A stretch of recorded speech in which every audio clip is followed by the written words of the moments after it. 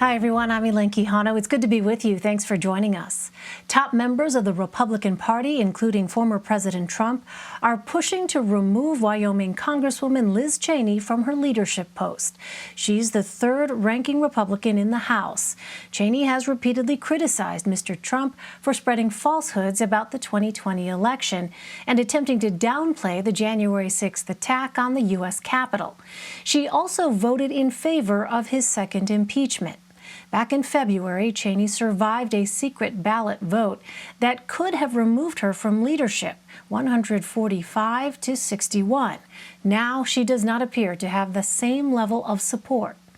Former President Trump and the number 2 House Republican, Steve Scalise, say they want New York Congresswoman Elise Stefanik to take Cheney's spot. She's considered a top defender of Mr. Trump and was one of the lawmakers who unsuccessfully voted to object to President Biden's election victory in Pennsylvania. In an opinion piece published in the Washington Post Wednesday, Cheney argued the party is at a turning point, writing, quote, "We Republicans need to stand for genuinely conservative principles and steer away from the dangerous and anti-democratic Trump cult of personality." When he was first asked about the story Wednesday, President Biden said, quote, "I don't understand the Republicans." Here's how he followed up later in the day.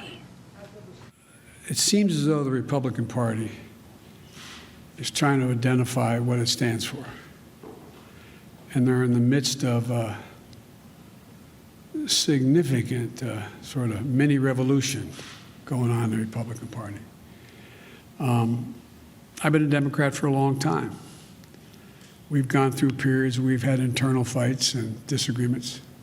I don't ever remember any like this. I think the Republicans are further away from trying to figure out who they are and what they stand for than I thought they would be at this point. Kris Van Cleave, Brittany Shepherd, and Oma Seddiq join me now. Kris is a CBS News congressional correspondent. Brittany is a White House correspondent for Yahoo News. And Oma is a politics reporter for Business Insider. Welcome to you all. Kris, let me start with you. What changed between that February vote where Liz Cheney prevailed by a 2-to-1 margin and now? Well, I think for Liz Cheney, very little has changed. She believes that this is something that needs to be talked about often. The Trump's role in the former president's role in January 6th, and calling out what she has referred to as the big lie, that the election was somehow rigged. This has been a point these are points that Liz Cheney has been making again and again and again, and she feels clearly that it is important that conversation continues. If you're Kevin McCarthy, the minority leader, it is a problem for you in that it keeps the conversation on issues inside the Republican Party and makes it harder to pivot to attacking the agenda of the Democratic Party, of lawmakers in the majority.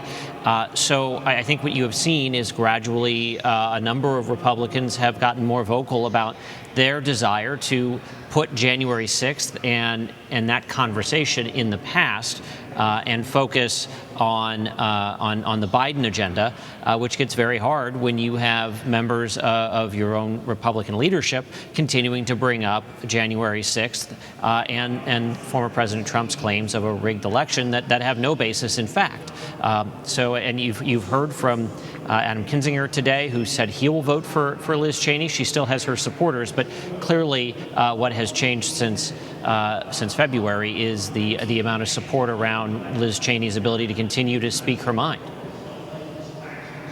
So, Oma, it's worth noting again, as you have, that Congresswoman Stefanik defended Mr. Trump following the January 6th Capitol insurrection and promoted lies about the legitimacy of the 2020 election. So help us understand the direction. I mean, Kris talked about it there, but the direction that the House Republican caucus is going with this move. That's right. Yeah, Representative Elise Stefanik, she really rose to prominence in the Republican Party during Trump's first impeachment back in 2019, when she aggressively defended him. And at the time, Trump had called her a new Republican star.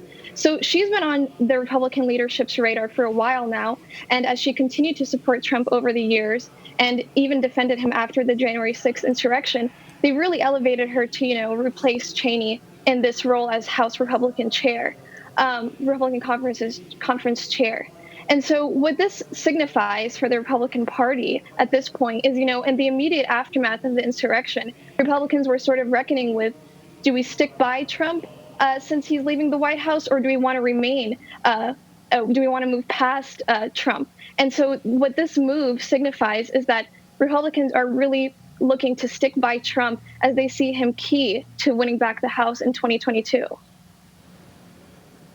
Well, Brittany, I want to play a clip from Senate Minority Leader Mitch McConnell, who deflected when asked about Liz Cheney's situation, but I have a question about his response. Let's go ahead and listen to that.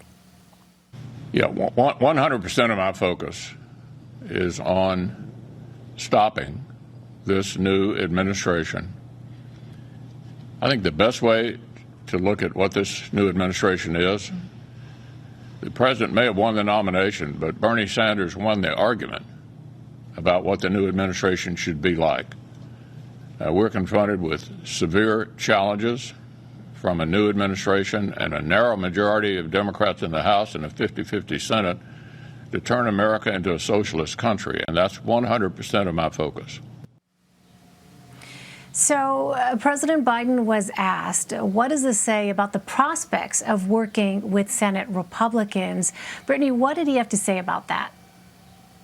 Well, earlier we heard President Biden say that Mitch McConnell made similar claims when Biden was vice president under the Obama administration, and then that the Obama-Biden administration was successful in getting several of their policies on the board. I think that the White House is very keen on making this issue of Liz Cheney and Mitch McConnell unable to or unwilling to cooperate very much a Republican problem in the Republican sandbox, because the more the Republicans are asked about this, the less they're able to levy attack ads against the Biden agenda, what we heard Mitch McConnell called the socialist agenda, even though while progressives are very happy what's happening in the White House, it is very far cry from modern democratic socialism. And Biden is just keen to get everything he can to shore up Republican support, which doesn't necessarily mean getting Republicans in the House and Senate on the side, but more means getting the American public, American Republicans, voters, constituents to align with him. And so that Biden is trying to avoid using incendiary language, accusatory language. So is Jen Psaki. I asked Jen about this yesterday in the White House, about Liz Cheney and this GOP schism. And she said to me that the Republican Party is using a lot of blood, sweat, and tears to figure out where they are, but declined to go after McConnell or many members specifically. I think they want to wait out of any kind of discussion in which they are endorsing Liz Cheney and kind of wading into the culture war and just hoping that Republicans fight amongst themselves in a distracting way so that secretly, either through reconciliation, backdoor phone calls, whatever they need to do to kind of quietly legislate while this drama is happening up north on Pennsylvania. Yeah, there is no shortage of drama, Brittany, as we've been continuing to talk about. So, Kris, lawmakers are back in their home states on recess right now, but is there much of an expectation for negotiations on the president's jobs and families plans when they get back? Well, Mitch McConnell said earlier this week that he doesn't see a single Republican voting for the president's package of infrastructure legislation and the families plan. So it would seem to be a bad sign as far as finding bipartisan agreement here in Washington. As you just heard, the Biden administration is choosing to look at bipartisanship partially on do they have Republican voter support. There is an interest among some Senate Republicans to do a smaller infrastructure bill if the president is willing to go that road and pardon the pun there, and do what will be a more traditional hard infrastructure, roads, bridges, airports, waterways, broadband. That might have a chance to find some kind of bipartisan agreement, but it certainly sounds like there is not a lot of agreement to be found on spending trillions of dollars between the two plans that the administration has rolled out. Right, those are the indications, at least so far. So, Oma, back on Congresswoman Cheney for a moment. How quickly could we see her potentially be removed from her leadership position, and what comes next? Right. This could come as early as next week when the House is back in session. What's needed to be done is first a vote to remove Cheney from her leadership position, and then another one to fill her slot, which is now considered for Representative Elise Stefanik, who is running unopposed. And so Liz Cheney at the moment is not really putting up a fight. You know, it's really unlike back in February when they also mounted this challenge against her, Republican lawmakers in Congress. You know, she had secured the necessary support to maintain her position and leadership status. But this time around, that's not the case. She's sort of, accepting this challenge that's being mounted against her by her own colleagues, and, accepting the fact that they're turning against her since over the following months. And so what that means is that, once again, that the Republican Party is shifting more and more to maintaining this pro-Trump stance, while Liz Cheney is still representing this minority voice and continuing to, stand firm and say the 2020 presidential election was legitimate and push back against Trump's false claims that it was fraudulent. We'll see what happens here next week. Brittany, you broke the news last week that Vice President Harris will be giving a commencement address at the Naval Academy this month. We also learned this afternoon that she plans to visit Mexico and Guatemala in early June for her first foreign trip. What do we know so far?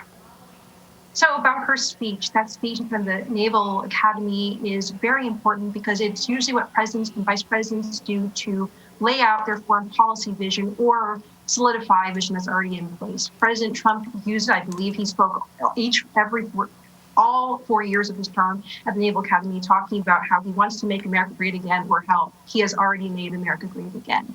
And this shows how much faith the president has in Vice President Harris in taking on a pretty ambitious portfolio. In the first 100 days, she has not only a domestic but foreign portfolio, with her embracing the root causes of root migration, and in the Northern Triangle. We see that she's visiting Guatemala and Mexico. But it also poses a lot of issues that the vice president might face. I mean, she's kind of going at it alone. Roberta Jacobson, who was the former ambassador to Mexico and the border czar, was a really key ally to Harris in both getting her bearings in Northern Triangle issue and kind of becoming a spokesperson for foreign policy. Kamala Harris was only a junior senator from California before she ran for president. She has lots of experience, but she's new to a lot of this.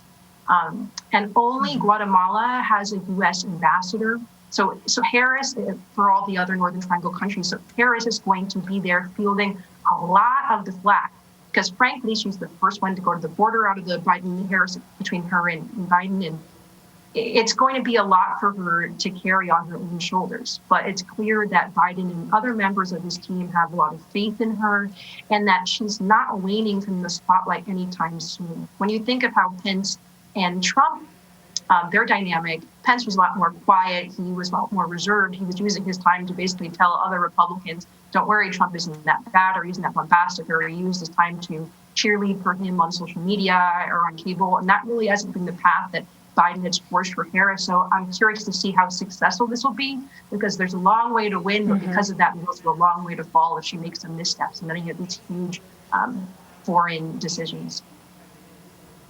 Yeah, people are going to be watching that trip so closely to see what the dynamic is for all those reasons you just mentioned, Brittany. All right, Kris Van Cleave, Brittany Shepherd, and Oma Seddiq, great to have you all. Thank you very much.